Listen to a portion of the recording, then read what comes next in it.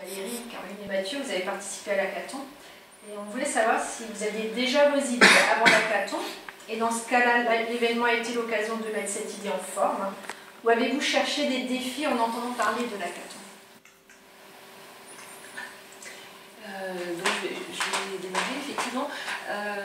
Nous étions partis dans notre défi du constat que les vins d'Alsace manquent de notoriété, surtout à l'international et aussi en France. Et on cherchait un moyen d'y remédier. Ce constat-là, nous l'avions fait bien avant que le hackathon se mette en place.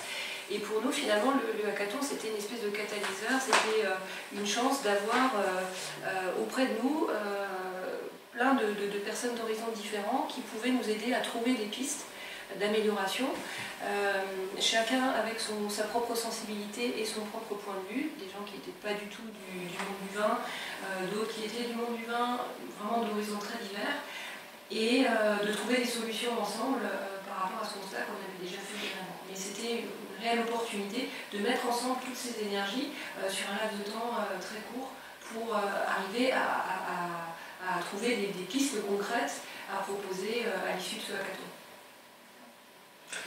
Alors moi j'ai participé à un défi qui n'a pas été posté par moi, en fait c'est le domaine de Marcel Dax et l'Université des Grands Vins qui a proposé un défi autour de la notion de dégustation géosensorielle et permettre d'arriver à trouver le goût du terroir dans les vins, donc chose qui n'est pas forcément évidente.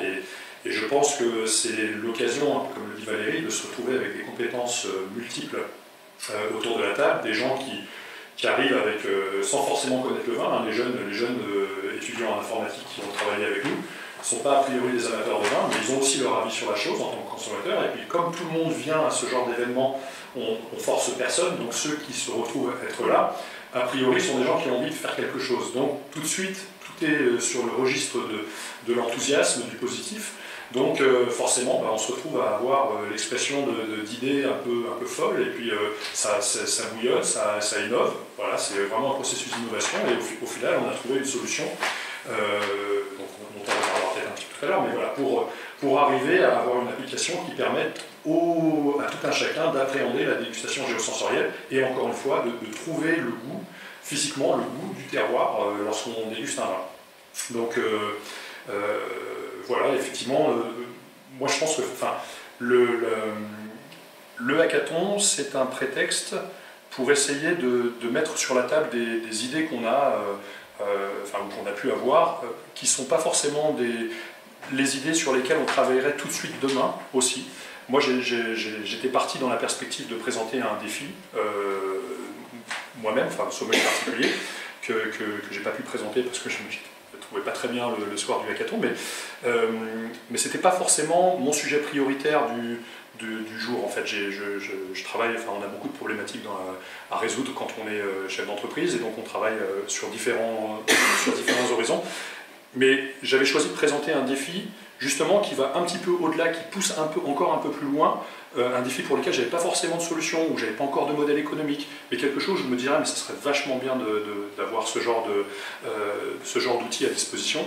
Et justement j'ai choisi ce défi-là parce que c'est typiquement dans ce genre d'événement que tout est permis en fait. Voilà. On travaille avec des méthodes un petit peu différentes de ce qu'on pratique tous les jours en entreprise.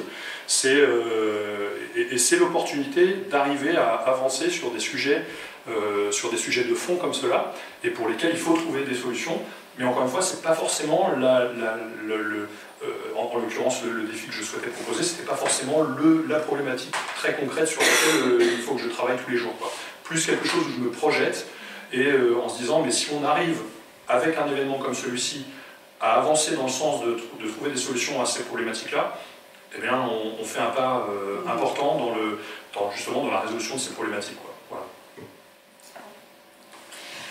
Alors moi la problématique c'était comment remettre les vins d'Alsace au restaurant, pour les rendre plus présents dans la restauration qui n'a pas de sommelier et qui s'intéresse quand même un minimum à la sélection des vins. Donc en fait, pour moi c'est une question que je me pose depuis des années. Je suis sommelière depuis 15 ans, à Paris depuis 10 ans, Et au fur et à mesure des années qui passent, je remarque quand je vais dans des restaurants, dans des brasseries, dans la bistronomie, que l'Alsace finalement n'est pas du tout présente. Donc c'est un sujet qui me concerne puisque je suis alsacienne et ça m'attriste de voir la situation dans les restaurants. En tout cas, on parle du Grand Est, de grandes villes, Paris, Lyon, voilà, on parle d'un milieu plutôt urbain. Et le hackathon, c'était pour moi bon, un événement totalement nouveau et je ne savais pas trop à quoi m'attendre. Mais c'était pour moi un peu la manière, parce que moi toute seule dans mon coin, comment faire pour remettre des vins d'Alsace au cœur des restaurants. Moi, je ne suis pas agent, j'essaye de faire passer le message, mais toute seule, j'arrivais pas à me dire comment faire. Le hackathon, finalement, c'est un événement qui permet de passer un cap et de se dire, tiens, ça concerne d'autres personnes. Il n'y a pas que moi qui ai réalisé ça, c'est Siva qui a déposé ce projet, qui a déposé ce défi. Et dans mon équipe, il y avait des vignerons, il y avait des consommateurs, il y avait une communicante, moi sommelière, il y avait des élèves en 3e année de l'Épithèque. Et tous ensemble, qui viennent d'horizons très différents, on a notre vision des choses, notre point de vue. Et c'est ce qu'on peut voir, c'est que j'ai trouvé ça incroyable en un week-end, tout ce que chacun a apporté. Les coachs qui nous ont aussi à un moment dit attendez, dans l'innovation, vous pourriez vous inspirer de tel et tel modèle, regardez là, ouvrez votre esprit, quoi. C'est vrai que quand nous, en tant que sommelier, dans la restauration, on a notre vision qui est assez fermée et le hackathon permet vraiment de s'ouvrir vers des possibilités, mais on n'y aurait jamais pensé. Donc on a présenté à la fin du week-end un projet. Pour moi, c'est vraiment la première pierre concrète à cette problématique qui a été posée. C'est-à-dire qu'on a une piste qui tient la route, parce qu'on a eu un prix de la CCI, donc c'est quand même pas rien. Ça veut dire que c'est quelque chose qui a du sens, qui est réalisable, qui peut faire avancer les choses. Et ça, c'est vraiment la concrétisation de problématiques, et c'est vraiment le début, quoi. Là, on sent que l'élan est parti, et puis on a tous envie de se dire, bon, maintenant, qu'est-ce qu'on va faire, l'étape d'après, que ce soit rentable, que ce soit profitable, que, voilà, qu'il y ait cette notion économique, hein, il faut réfléchir. C'est que le début, en fait. Un hackathon, c'est vraiment que le début. Mais moi, j'ai été sidérée par tous les autres projets aussi, tout ce qui est né de ce hackathon.